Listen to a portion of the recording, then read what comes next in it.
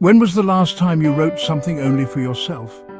Not an email, not a to-do list, not a quick message sent into the noise, but words meant to capture the secret language of your soul.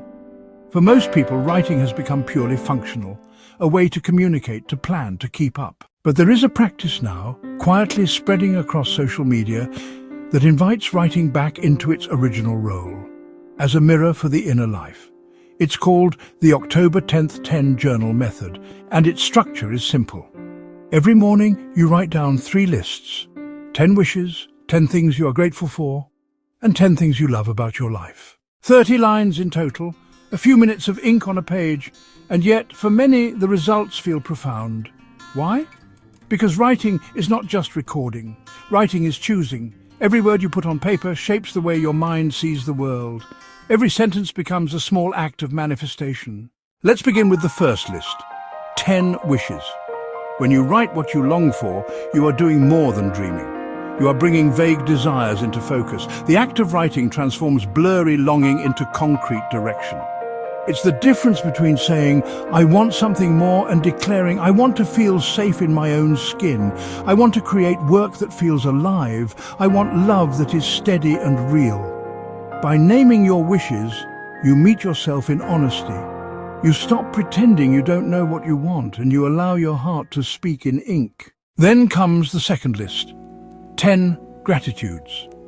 Gratitude, as simple as it sounds, is one of the most transformative practices we have, but not the kind shouted on posters or repeated as empty slogans. Real gratitude is quiet, specific, grounded. It might be the way morning light falls on the kitchen table, the sound of someone's laughter that stayed with you all day, the warmth of a cup of tea between your hands. By writing down 10 gratitudes, you are reminding your nervous system that life is not only pressure and chaos, it is also gift. And when your mind learns to see gift, it stops obsessing only over what is missing. Finally, the third list: 10 things you love about your life. This is where the practice deepens, because it is not about vague positivity, it is about reclaiming your perspective. Loving your life doesn't mean everything is perfect. It means choosing to notice the parts that are alive, even when other parts feel broken. Maybe you love your resilience, maybe you love the small rituals that ground you. Maybe you love that even in struggle you are still searching for meaning. When you write these lists every day, something subtle begins to shift. Your wishes show you who you want to become. Your gratitudes show you what you already have. And your loves remind you that your life is not empty, even when it feels incomplete. This is the real power of the October 10th 10 method. Not magic in the sense of instant results, but magic in the sense of alignment. It aligns you with clarity, with presence, with truth. Many people online call it a manifestation technique, and yes, there is truth in that. Because what you put on paper has a strange way of shaping what unfolds. But manifestation here is not about demanding the universe obey your list. It is about tuning yourself to what matters. It is about living awake instead of half asleep in distraction. Think of it like a compass. Each day, you reset your direction. You remind yourself what you long for. You remind yourself what you already hold. And you remind yourself what makes your life worth living right now. Over time, these words accumulate. Page after page becomes a dialogue with your own becoming. And when you look back weeks or months later, you may notice patterns.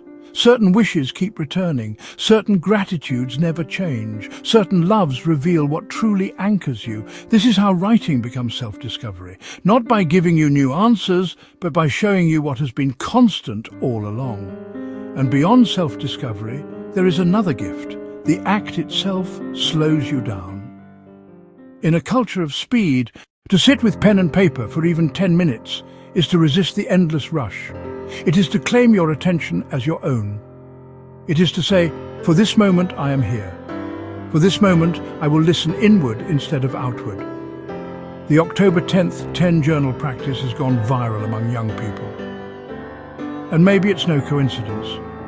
This generation is drowning in noise.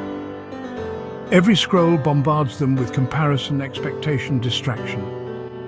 And yet, here is a simple ritual, free of screens, that offers clarity and grounding. It is not a cure-all, It won't erase anxiety overnight or guarantee success, but it does something equally important. It creates a daily anchor, a space where you are not performing for anyone, a space where you don't need likes, validation or applause, only ink, only honesty, only presence. So how can you begin? Tomorrow morning, before you reach for your phone, reach for a notebook instead. Write 10 wishes, 10 gratitudes, 10 things you love. Don't overthink it. Don't edit yourself. Don't worry if your handwriting is messy or your thoughts scattered. Just write and notice how it feels. At first, it may feel mechanical, but give it a week and you'll see how the act itself begins to change you. Your mind softens. Your perspective widens. Your soul feels just a little more seen. And when life feels overwhelming again, because it will, these pages will wait for you. Reminders in your own handwriting that you are more than your fears, that you are guided by your longings, that even in chaos, beauty is present. In the end, the October 10th 10 method is not really about lists. It is about remembering. Remembering that your words shape your world. That attention is your true currency. That presence is the only place your life ever unfolds. So try it. 30 lines a day, 10 wishes, 10 gratitudes, 10 loves. And let the words show you what you've been too busy to see. Because sometimes the path you are searching for is the one you've been writing all along.